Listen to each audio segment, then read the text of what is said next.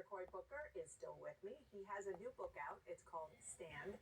In it, he details 10 virtues he wants to embrace in America, and you can see them here. The book tells the story of Americans throughout history, famous and not, who embodied these 10 virtues. Senator, thank you so much for being here. I want to start with a chapter that you wrote on grace. And I think it sort of encapsulates your message and the crossroads that we are all at right now, particularly your party. You say, now is not the time to meet cruelty with careless outrage. It is time to act like what we say to each other or post on social media or say in front of our children matters, because it does. Embracing and extending grace to each other and to ourselves is not easy, but it is the only path to transformation and redemption for ourselves, our politics, and our country.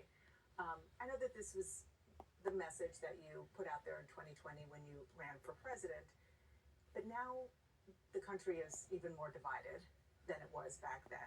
Do you really think the trend that society and politics and culture is on can be reversed? It's the only thing that's going to save us. The tribalism in our country, the doubling down on hatred and division.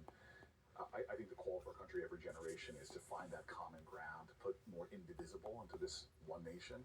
And I will tell you that I now believe factually. I mean, Frank Luntz, who's a Republican pollster on the other side of the aisle, came to me a little while ago and said, your message is more urgent now and more embraced now because people are fed up with the fighting. They feel like both parties are failing this moment. And that's why I wanted to write a book that this is not just nice. In fact, it's not nice. Standing up is hard, difficult, but it's strategy. It's how we not just save our country, but it's how we overcome the darkness that seems to be infecting our politics. The Democrat that arguably got the most attention in the past year since Donald Trump has been back in office is California Governor Gavin Newsom. And in many ways, he's doing the opposite of what you are saying. He is on social media mimicking President Trump's style.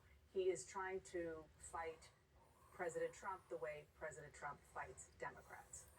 So Gavin and I are longtime friends when we were both at mayoral level. Mm-hmm. And I told him, I said, brother, we got a bromance because when you stood up for gay and lesbian couples and married them against the law, and the whole Democratic Party was saying you're ruining our coming election, because that was when Bush was trying to put it on ballots everywhere. Dianne Feinstein blamed him for John Kerry losing. Yes, but yet he stood up for what we now know, looking back, was right. That was an act of courage. It was an act of grace. It was an act of vulnerability because he put himself out there.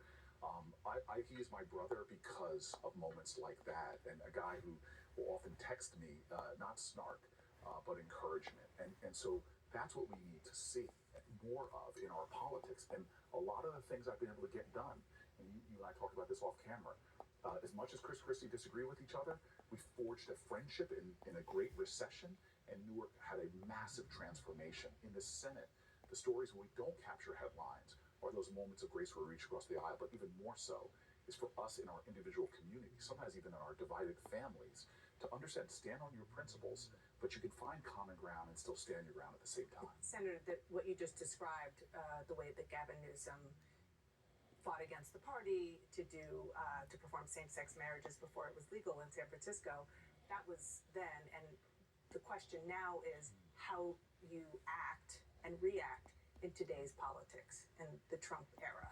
And he's decided to act like Trump, mostly because that's what the base wants him to do. They want to fight.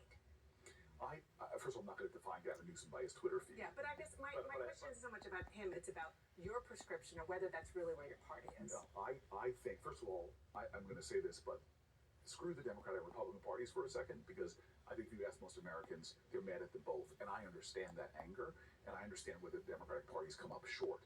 This is why we need big, bold ideas and visionary leadership, not from people in office, but from Americans writ large, because this old, tired left-right divide, it doesn't serve this moment. It's time for a renewal of American politics, is what I'm calling for, is for a larger vision of who we are and who we must be to each other.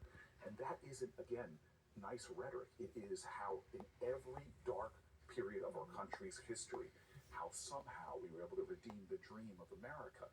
And that's why I love that historians have been praising the book, because This is instruction and inspiration for how we fight now. And the parties, in my opinion, have let us down. That's why I want to be a part of a new generation of leaders that chooses a different way. Well, on that note, you make a point to push back on your party and democratic purity tests. You say if everyone in your coalition agrees with you on everything, your coalition is too small to make big change and too small for what our democracy demands. What's an example of where you push back on Democratic Party purity? Well, I think our party for too long has created these things. If you're out of line with us on one of the 10 things we stand for, then get the hell out. That's not what America is. And I see this in the way we, in fact, I know this from social scientists I've talked to, that the in-group sanctions are worse than what the other party can do that. If you're It doesn't seem like that's over. No, not at all. But I'm going to fight against that. This is what I'm telling people is, my politics right now, as I get ready for run for election, I'm kind of done with politics as usual. I think we need a renewal and a reimagination of who we are, and we need people courageous enough. And I wish this was more on the Republican side to speak the truth within their own parties about their failings, their faults, and their foibles.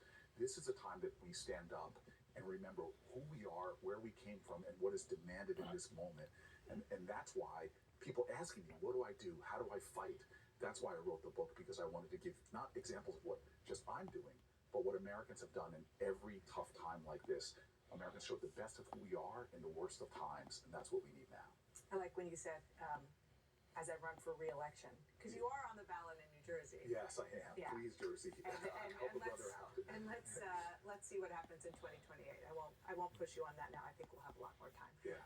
This is such a great book. I have to say what you say about John Lewis in here. I had my own personal experience in covering him and getting to know his story personally from him directly. It really was life-changing, and you talk about it as well. Senator, thank you. Thank you very much. Appreciate it. Thank you for joining Inside Politics.